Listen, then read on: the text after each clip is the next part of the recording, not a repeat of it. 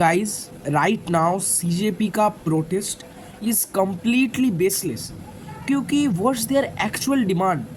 धर्मेंद्र प्रधान जी का इस्तीफा या फिर उस सिस्टम को ठीक करना ताकि फ्यूचर में कभी और नीट का पेपर लीक ही ना हो।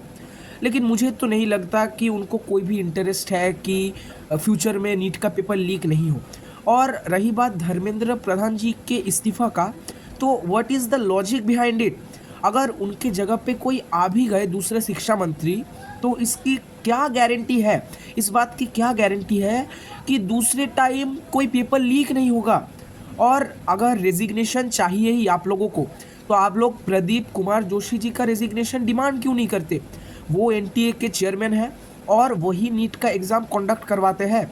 उनका शायद सिस्टम ठीक नहीं है एनटीए का, या फिर कुछ और है जिसके लिए वो लोग फेल हो रहे हैं या फिर सक्सेसफुली कंडक्ट नहीं करवा पा रहे हैं कोई भी एग्ज़ाम को, तो उनका आप रेजिग्नेशन डिमांड कर सकते हैं। कोई भी फिर भी लॉजिक बनता है। लेकिन धर्मेंद्र प्रधान जी के इस्तीफे के पीछे क्या लॉजिक बनता है? मतलब एक घर में अगर कोई बच्चा कोई शरारत करेगा, तो आप उसको डांट के ठीक करने के बजाय क्या आप बोलोगे कि उसके जो पापा है उसे ही आप घर से निकाल दो? और मुझे तो लगता है धर्मेंद्र प्रधान जी को इसीलिए टारगेट किया जा रहा है क्योंकि उन्होंने एनसीईआरटी का सिलेबस जो बदलवा दिया, वो बाहर के इन्वेडर्स की हिस्ट्री को थोड़ा घटाकर इंडियन जो हीरोज़ थे हमारे, छत्रपति शिवाजी हो या फिर महाराणा प्रताप, उनकी करेज और वेलर की स्टोरी को उन्होंने ग्लोरीफाई किया। और रही बात नीट की एग्ज़ाम की, वो सिस्टम सुधारने की, तो सीजेपी के प्रोटेस्ट में सभी लोग तो एजुकेटेड है ना गाइस।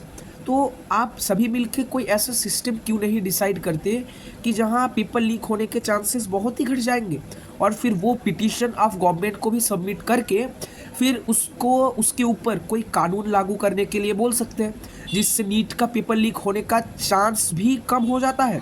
और एक बात हमेशा हमें याद रखनी चाहिए कि कोई भी चीज़ सक्सेसफुली कोई पर्सन के लिए नहीं चलता। System successfully runs due to its system, और जो बेस है, कोर है, हमारे जो कॉन्स्टिट्यूशन लिखे थे डॉक्टर बी आर अम्बेडकर हो या फिर जो पूरी मैनेजिंग टीम थी, वो सब लोग तो शायद आज नहीं रहे, लेकिन उनका जो ये बनाया हुआ सिस्टम है वो आज भी अमर है। And here the real point lies. और मुझे लगता है कि धर्मेंद्र प्रधान जी की इस्तीफ़ा डिमांड करते करते शायद जो प्रोटेस्ट का जो मेन मकसद था, मेन टारगेट था कि फ्यूचर में ऐसे पेपर लीक्स ना हो, शायद हम मकसद से थोड़े भटक जा रहे हैं। मेरी तो यही राय है। अभी आप सभी के राय हमें कमेंट्स में बताना ना भूलें। धन्यवाद।